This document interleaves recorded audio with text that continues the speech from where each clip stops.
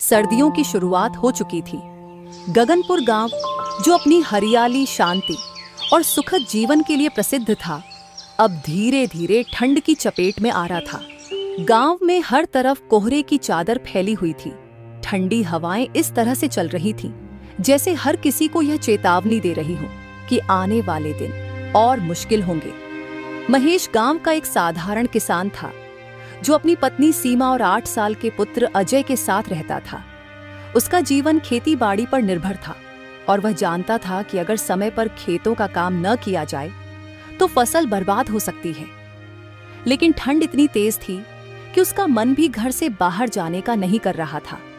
अरे, ये सर्दी तो हर साल बढ़ती जा रही है। ऐसी सर्दी में तो घर से बाहर निकलने का मन ही नहीं कर रहा। पर क्या करूं? अगर मैं खेत पर काम करने नहीं गया तो मेरी सारी फसल बर्बाद हो जाएगी। काम तो करना ही पड़ेगा।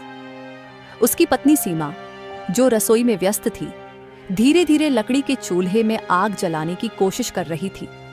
ठंड के कारण लकड़ियां गीली हो गई थी और चूल्हा जलाना मुश्किल हो रहा था। हाय राम, ये चूल्हा भी इस ठंड में मेरा साथ नहीं दे रहा। कैसे खाना बनाऊं? उसी समय महेश रसोई में आया और सीमा को परेशान देखकर ठंडी सांस भरते हुए बोला, सीमा, अभी तक खाना तैयार नहीं हुआ। देखो, सूरज सिर पर चढ़ आया है और मुझे खेत पहुंचने में देर हो रही है। आपको खेत की इतनी जल्दी है और मैं यहाँ ठंड से जूझ रही हूँ। पहले चूल्हा तो जल जाए। महेश ने लकड़ी के ढेर की ओर देखा, जो कोने में पड़ा था। इतनी सारी लकड़ियां हैं, फिर भी तुम चूल्हा नहीं जला पाई। लगता है ये लकड़ियां भी इस ठंड से कांप रही हैं। लकड़ियाँ नहीं, मैं कांप रही हूँ। ठंड ने तो जीना मुश्किल कर दिया है। सीमा ने जल्दी जल्दी खाना तैयार कर लिया। उसने पोटली में रोटियां और साग बांधा और महेश को देते हुए कहा, ये लीजिए आपका खाना। और हाँ, ध्यान रखना, ठंड बहुत पड़ रही है। ठंड में ज्यादा देर तक काम मत करना, वरना आप बीमार पड़ जाओगे। तुम हर बार यही कहती हो। हम किसान हैं और किसान को ठंड या गर्मी से डरने का हक नहीं होता। अब चलता हूँ, देर हो रही है। जैसे ही महेश दरवाजे से बाहर निकला, उसने देखा कि बाहर बहुत तेज ठंडी हवा चल रही थी। हाय रे, बाहर कितनी ठंडी हवा चल रही है। ये सर्दी तो सच में जान ले लेगी, लेकिन खेती भी तो करनी है। चलो, सर्दी हो या गर्मी, खेत पर तो जाना ही होगा। गांव में ठंड की शुरुआत होते ही हलचल बढ़ गई थी। सूरज उगने के बाद भी कोहरा चारों तरफ फैला हुआ था। लोग अपने अपने घरों में आग तापते हुए ठंड से बचने की कोशिश कर रहे थे। गांव के छोटे बच्चे रजाइयों में दुबके हुए थे और बड़े बुजुर्ग ठंड को लेकर चिंता जाहिर कर रहे थे। महेश अपने खेत की तरफ जा रहा था। रास्ते में उसे उसके 2 करीबी दोस्त लखन और हरीश मिलते हैं। अरे महेश भाई, कहाँ जा रहे हो इतनी सुबह सुबह? ठंड देखिए कितनी बढ़ गई है। भाई, हम किसान लोग हैं। ठंड और गर्मी हमारे लिए नई बात नहीं है। खेत का काम ठंड देखकर तो रुकने वाला नहीं है।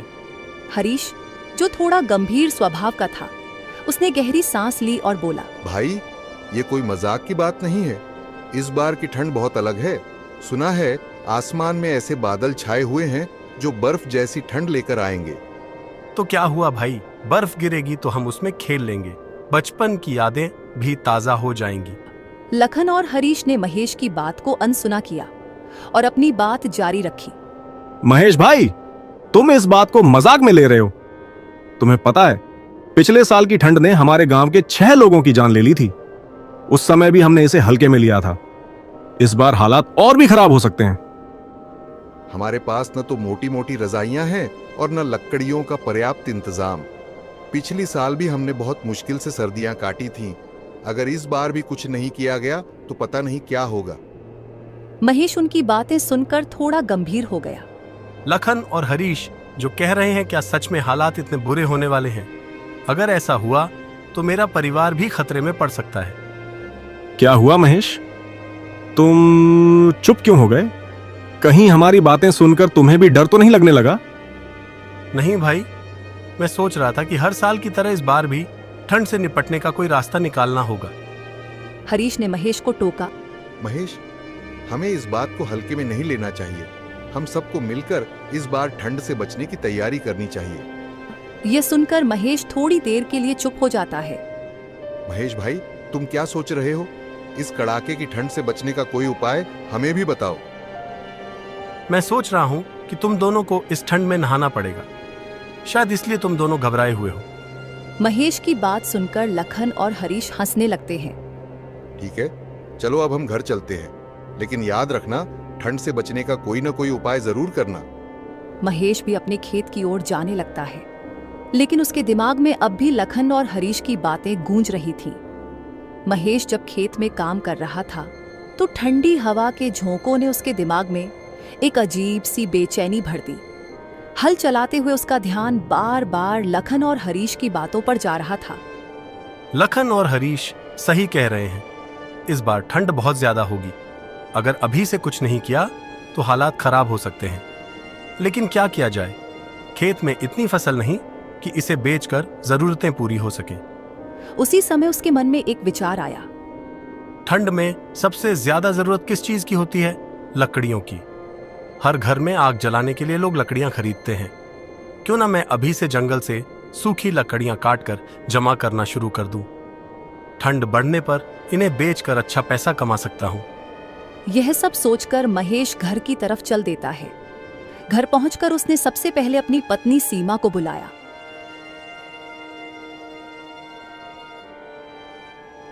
सीमा, सुनो, मुझे तुमसे एक जरूरी बात करनी है। जरूरी बात?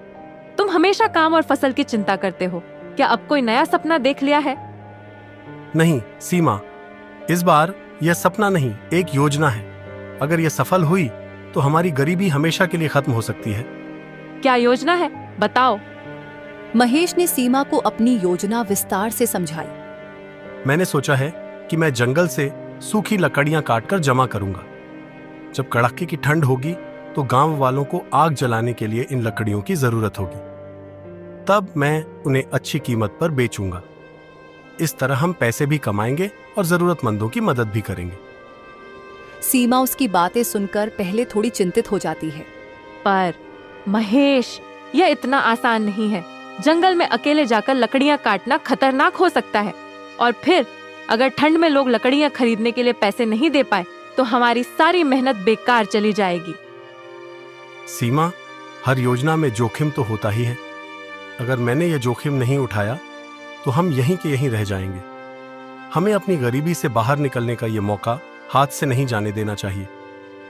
ठीक है, तुमने जो सोचा है वह जरूर करो, लेकिन ध्यान रखना किसी के साथ कुछ गलत ना हो।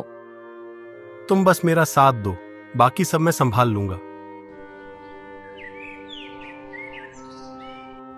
अगले दिन सुबह जल्दी महेश ने अपनी कुल्हाड़ी ली और जंगल की ओर चल दिया। महेश जल्दी ही जंगल में पहुंच जाता है। वहां सूखे पेड़ और शाखाएं देखकर उसकी आंखें चमक उठती हैं। वाह, यहाँ तो लकड़ियों का खजाना है। मुझे इन्हें जल्दी से काटकर घर ले जाना होगा। पूरे दिन मेहनत करने के बाद उसने लकड़ियों का पहला ढेर तैयार किया और उन्हें लेकर घर की तरफ चल दिया। अगर मेरी यह योजना सफल रही तो सीमा और अजय को कभी किसी चीज की कमी नहीं होगी। रात को घर लौटने के बाद महेश ने सीमा को जंगल के बारे में बताया। सीमा, जंगल में लकड़ियां तो बहुत हैं। अगर मैं रोज वहां जाकर थोड़ा थोड़ा लाऊं तो जल्द ही हमारे पास बहुत सारी लकड़ियां इकट्ठी हो जाएंगी। लेकिन महेश, ठंड में इतनी मेहनत करना आसान नहीं होगा, और फिर अगर गांव वालों को यह बात पता चल गई तो क्या होगा? इसलिए मैंने तय किया है कि मैं यह बात किसी को नहीं बताऊंगा। तुम भी ध्यान रखना, यह बात किसी को पता न चलने पाए।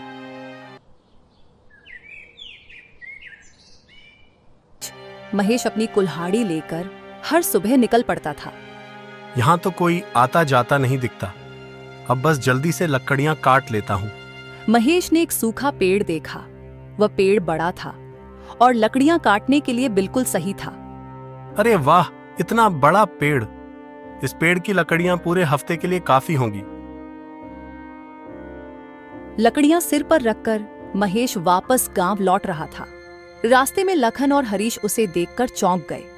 महेश भाई, तुम हर रोज इतनी सारी सूखी लकड़ियां जंगल से काट कर क्यों ला रहे हो? क्या घर में कोई बड़ी दावत होने वाली है? अरे नहीं भाई, तुम तो जानते ही हो मेरी पत्नी को खाना बनाने का कितना शौक है। वह हर रोज नए नए तरह के पकवान बनाती है, जिसके कारण कितनी सारी लकड़ियां चूल्हा जलाने में लग जाती हैं। इसी वजह से सारी लकड़ियां जल्दी खत्म हो जाती हैं। बस उसी के लिए जंगल जाकर लकड़ियां लाकर जमा कर रहा हूं। लेकिन महेश भाई, हमें तो यह पहली बार पता चला है कि भाभी जी को खाना बनाने का बहुत शौक है। हमने पहले तो कभी नहीं सुना था। लखन और हरीश को महेश की बात सुनकर अजीब लग रहा था, लेकिन उन्होंने इन बातों पर ज्यादा ध्यान नहीं दिया। थोड़ी देर बाद महेश वहां से चला जाता है। मुझे लगता है महेश हमसे कुछ छिपा रहा है। वह रोज जंगल क्यों जाता है? देखते हैं, अगर कुछ गड़बड़ होगी तो पता चल ही जाएगा। महेश ने यह सिलसिला हर दिन जारी रखा।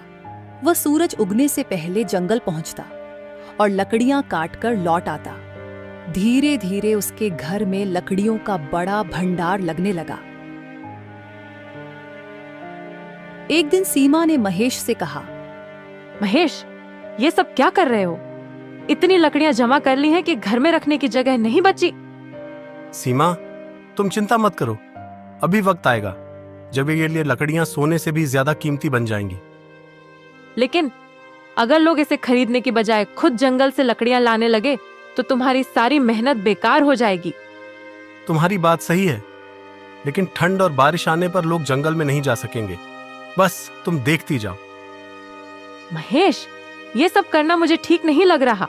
लोग परेशान होंगे और अगर उन्होंने तुम्हारी चालाकी पकड़ ली तो नाराज हो जाएंगे।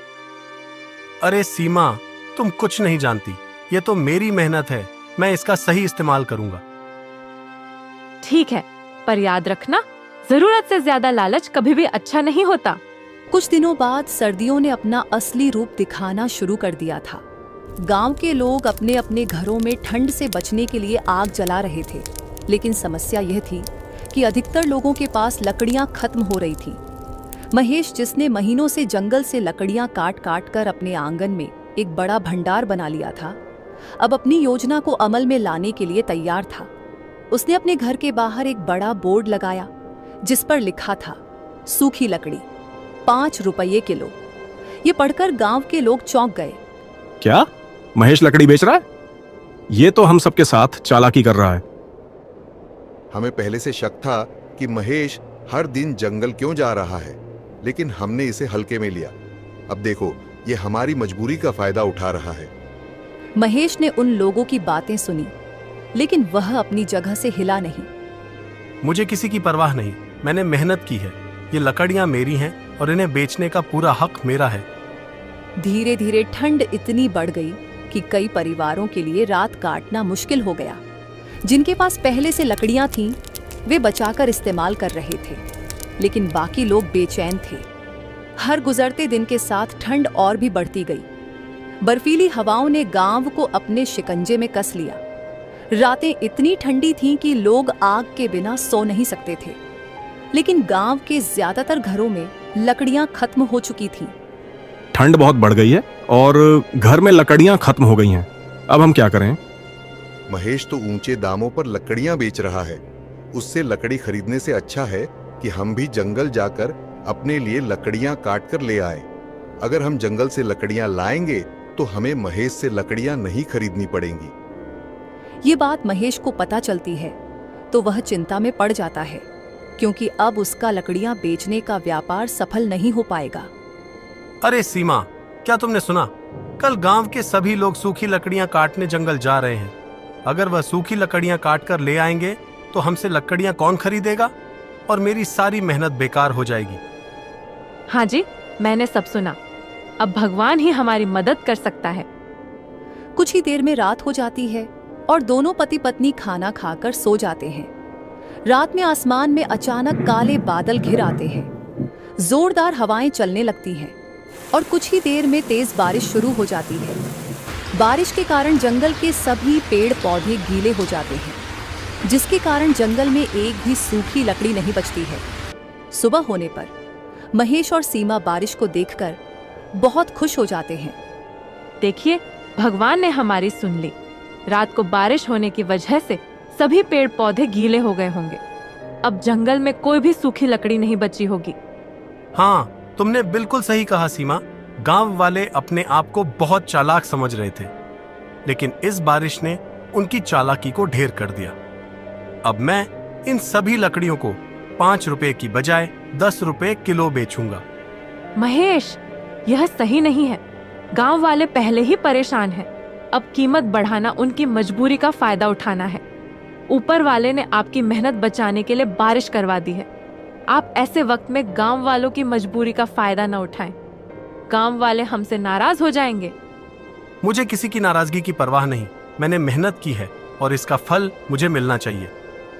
महेश, लालच मत करो। ऊपर वाला सब देखता है। ऊपर वाले को मेरी मेहनत भी दिख रही होगी। तुम्हें इन बातों की समझ नहीं है। जो खरीदना चाहे खरीदे, बाकी मुझे कोई फर्क नहीं पड़ता। अपने पति की बातें सुनकर सीमा को बहुत दुख होता है। महेश ने अपनी योजना को सफल होते देखा। अब वह पहले से भी ज्यादा आत्मविश्वास से भर गया था। वह घर के बाहर लगे हुए बोर्ड को बदल देता है और उसमें 10 रुपए किलो लकड़ियों का दाम लिख देता है। गांव वाले लकड़ियां लाने के लिए जंगल जाने लगते हैं। वहां पहुंचकर वे देखते हैं कि बारिश ने जंगल की सारी लकड़ियों को गीला कर दिया है। सूखी लकड़ियां अब मिलना नामुमकिन था। अब क्या करें? यहाँ तो सूखी लकड़ी का नामो निशान तक नहीं है। बारिश की वजह से सभी लकड़ियां गीली हो गई है। महेश ने तो लकड़ियों का भंडार पहले ही कर लिया है। अब हमें मजबूरी में महेश से ही लकड़ियां खरीदनी होगी। हमें उसकी कीमत माननी पड़ेगी। ठंड से बचने के लिए और कोई रास्ता नहीं है। क्या तुम्हें पता है, महेश ने लकड़ी के दाम बढ़ा दिए हैं। अब वह 5 रुपये किलो की बजाय 10 रुपये किलो लकड़ियां बेच रहा है। वह तो हम लोगों को लूट रहा है। लगता है भगवान भी महेश के ही साथ है। अब हम चाहकर भी कुछ नहीं कर सकते। अगर हमें ठंड से बचना है तो हमें महेश से 10 किलो में ही लकड़ियां खरीदनी होंगी, क्योंकि आग ही हमें इस जानलेवा ठंड से बचा सकती है। गांव में ठंड का कहर चरम पर था। चारों ओर सन्नाटा पसरा हुआ था। महेश का लकड़ी का कारोबार जोरों पर था। सभी गांव वाले महेश से ही लकड़ी खरीद रहे थे। लोग मजबूरी में लकड़ियां खरीदने आ रहे थे। एक दिन शाम के वक्त एक बूढ़ी महिला कांपती हुई महेश के घर के बाहर पहुंची। ठंड ने उसे इतना कमजोर कर दिया था कि वह ठीक से खड़ी भी नहीं हो पा रही थी। बेटा, मुझ पर दया करो, मुझे कुछ लकड़ियां दे दो, मगर तुम्हें देने के लिए मेरे पास पैसे नहीं हैं। ठंड से मेरी जान निकली जा रही है बेटा। मां जी, ये लकड़ियां मैं जंगल से काटकर इकट्ठा की हैं। यहाँ मुफ्त में लकड़ियां नहीं मिलती। अगर लकड़ियां चाहिए तो पैसे लेकर आओ, वरना आप यहाँ से जा सकती हैं। बेटा, मेरे पास पैसे नहीं हैं। मेरी झोपड़ी में आग जलाने के लिए कुछ भी नहीं है। ठंड से मेरा शरीर जम रहा है। अगर तुमने लकड़ियां नहीं दी तो मैं मर जाऊंगी। मेरी मदद करो बेटा, भगवान तुझे सदा खुश रखेगा। मुझे दया दिखाने की जरूरत नहीं है। मैंने मेहनत करके ये लकड़ियां काटी हैं, मुफ्त में देने के लिए नहीं है। मेरा समय बर्बाद ना करें। अगर पैसे हों तो ही लकड़ियां मिलेंगी, वरना आप यहां से जा सकती हैं। बेटा, मैं तुम्हें आशीर्वाद दूंगी। भगवान तुम्हारा भला करेगा, तुम पर कृपा बरसाएगा। बस मुझे थोड़ी सी लकड़ियां दे दो। मां जी, मुझे आशीर्वाद की जरूरत नहीं। भगवान ने मुझे पहले ही मेरी मेहनत के फल से खुश रखा है। आप यहां से चली जाइए। मेरा समय बर्बाद मत करो। बूढ़ी महिला की आंखों में आंसू आ गए। जाते जाते उसने कहा, बेटा, जो दूसरों की मदद नहीं करता उसका अंत हमेशा बुरा होता है। भगवान तुम्हें एक दिन इसका एहसास जरूर कराएंगे। महेश ने उसकी बात को अनसुना कर दिया, लेकिन सीमा जो अंदर से यह सब देख रही थी, वह यह सब देखकर बेहद दुखी हो गई। महेश, तुमने उस बूढ़ी माँ को लकड़ियां क्यों नहीं दी? उसकी हालत तो देखो, उसके पास कोई सहारा नहीं है। सीमा, तुम हर बात में बीच में क्यों आती हो? मैं मेहनत करता हूं और मेहनत की कमाई यूं ही किसी को नहीं बांट सकता। लेकिन तुमने देखा नहीं वह किस कदर ठंड में कांप रही थी। क्या तुम्हें बिल्कुल भी दया नहीं आई? दया से पेट नहीं भरता। अगर मैंने आज उसे मुफ्त में लकड़ियां दी तो कल पूरा गांव मुझसे मुफ्त में लकड़ियां मांगने आ जाएगा, और फिर मैं क्या करूंगा? सीमा के मन में एक डर बैठ गया। वह समझ रही थी कि महेश का यह लालच एक दिन सब कुछ बर्बाद कर देगा। अगले दिन महेश को किसी काम से दूसरे गांव जाना था। अगले दिन महेश सीमा से कहता है, सीमा, सुनो, मैं जरूरी काम से दूसरे गांव जा रहा हूं। लकड़ियां बेचने का काम आज तुम्हें संभालना होगा। और हां, याद रखना, किसी को भी मुफ्त में एक भी लकड़ी मत देना।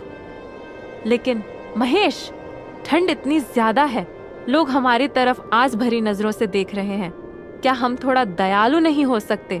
आप मेरी बात मान लीजिए, लकड़ियों की कीमत थोड़ी कम कर दीजिए ताकि सभी लोग लकड़ियां खरीद सकें और इस जानलेवा ठंड से बच सकें। सीमा, मेरी मेहनत का मजाक मत उड़ाओ। मैं जितना कह रहा हूं बस उतना करो।